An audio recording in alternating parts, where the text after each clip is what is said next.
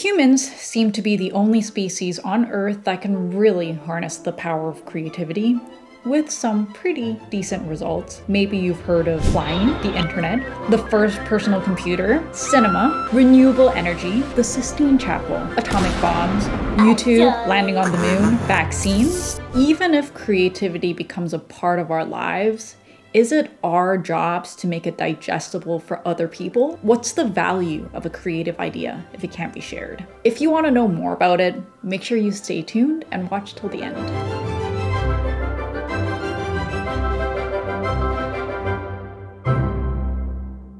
Before going to sleep, I like to close my eyes and imagine how something that I designed would manifest. Just doing it for the sake of going into my own little space and enjoying it. Any idea that comes out of an elusive process like this will require a lot of convincing. So you enter into this big atrium and you look up and it's marble full of daylight. And the client's just gonna be like, okay, that's interesting, but you saw it in a dream? Hey guys, welcome back to the channel. If you're new here, my name's Dami, and I am a licensed architect in beautiful Vancouver, BC. On this channel, we talk about creativity, architecture and design, and some tools and strategies for us to have more creative and meaningful careers in architecture. Sometimes creative ideas speak their own language, and actually a lot of the times, the world is not ready for it. So how do you draw the line, so to speak? And how do you decide when an idea becomes worthy to be shared with the rest of the world? Robert E. Franken defined creativity as the tendency to generate or recognize ideas, alternatives, or possibilities that may be useful in solving problems, communicating with others, and entertaining ourselves and others. I really like this definition because it implies that you kind of need another person to appreciate a creative idea. This is also the reason why a lot of remarkable people with amazing ideas spend most of their lives in solitude, defined by society as outsiders or freaks. I'm hoping to extract an algorithm to define their movement.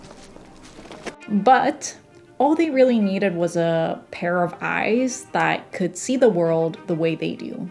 Isaac Newton struggled a lot with criticism, and he refused to accept or be accepted by the scientific community of the time. He started helping out a pharmacist called William Clark, and he was given an environment where he could cultivate and improve his skills. He was given the freedom to test out his creativity. And now fast forward to his college years, an astronomer by the name of Edmund Halley stopped at Cambridge University for a lecture, and those two connected, and the result was the publication of Principia, which is a book that pretty much revolutionized the scientific world for the next 200 years. But you might be saying, you're talking about friggin' Isaac Newton. That guy was a friggin' genius. The fact that you are a different person and your life is made up of unique experiences will induce unique thoughts and the potential for creativity.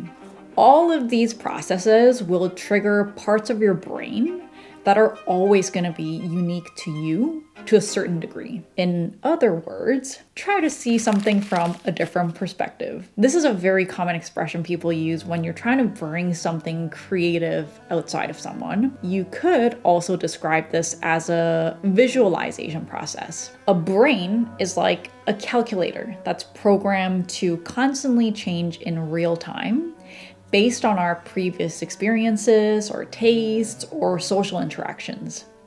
Every piece of information is going to be disassembled and reassembled in an infinite number of ways, and a lot of the times you can get some pretty interesting ideas, but only sometimes it can lead to really meaningful results. That's why it's important to distinguish between creativity, intelligence, and productivity. Creativity is being able to see something in a new perspective and make serendipitous connections between things that may or may not make sense. Intelligence is using knowledge to make rational and useful actions. And productivity is a tool that you need to bring your ideas to the masses. Imagine these three elements as powerful chemical components that, when they're combined together, can produce explosive results. Creative behavior is represented as a combination of knowledge, imagination, and evaluation, which is basically the ability to examine the pros and cons of a particular idea or a situation. When knowledge, imagination, and evaluation are multiplied by a positive attitude, that's when new creative ideas can turn into something meaningful and have an impact in the world. Turns out, creativity can also be extremely entertaining to watch. Does this sound familiar? YouTube needs creative people, and it's constantly improving their systems to keep them productive and loyal to the platform. Introducing the YouTube algorithm. YouTube channels are proof that people will never get tired of watching new content. Is it really that easy to become a successful creator? There's around 2 billion active users on YouTube, and there's approximately 45 million channels. And from those 45 million channels, only 230,000 have more than 100,000 subscribers. 0.53 of the channels become profitable channels. It's cool to be creative, but it takes energy, it takes time, and it takes commitment to be really successful. Leonardo da Vinci, who is considered the highest example of the creative mind, had a very relatable problem when he started his career: money. He wanted to have an unlimited amount of time to work on his theories and his creations, but like the rest of us, had a very hard time finding access to resources to accomplish that. A 30-year-old Leonardo da Vinci decided to write a resume to one of the wealthiest men in Europe, Ludovico il Moro, Duke of Milan. In that letter, he didn't include any detailed drawings or abstract ideas or lengthy textual descriptions. The entire letter was a one-pager with an incredibly modern value proposition. In just 11 points, he described the fields of applications where his ideas can produce incredible results. The cherry on top of the cake was a free trial offer to prove that. He said, "I am most ready to make the experiment in your park or in whatever place may please your excellency." In the end, most of architecture is kind of the art of convincing a few wealthy people to spend millions of dollars in your buildings. And the marriage between ideas and persuasion is kind of what makes or breaks architecture. By the way, I also made a video about how to create effective presentations. If you're interested, I'll leave it right here. Here's a portrait of a man who had so many naps that he decided to put a metal plate under his armchair so that he could wake himself up by the sound of his pen falling on it. It seems a little bit counterintuitive that Albert Einstein had so many unproductive habits, but Einstein himself claimed that a lot of his creative ideas came from a half awake or half asleep state.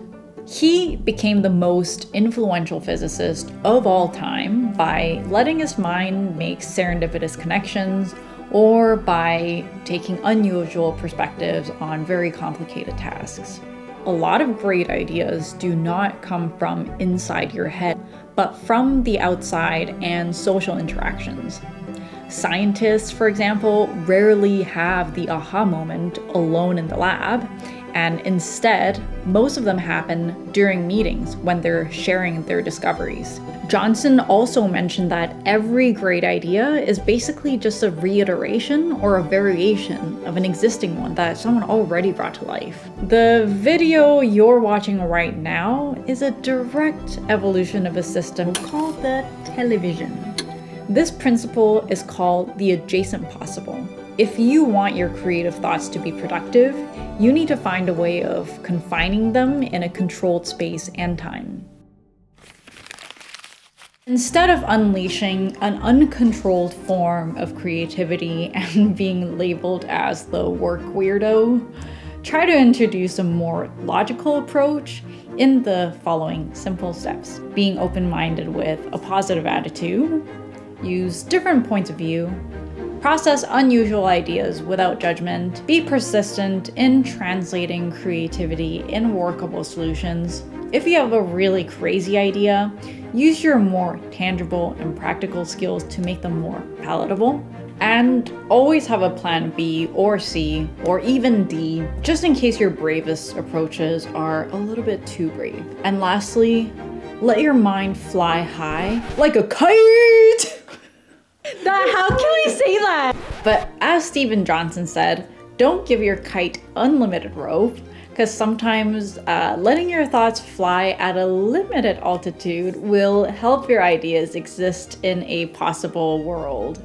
Being a creative thinker needs time and energy. Maybe your key to success hides under something kind of weird that you barely understand. The biggest lesson that the internet gave us is that no matter how crazy you think you are, you're really never alone.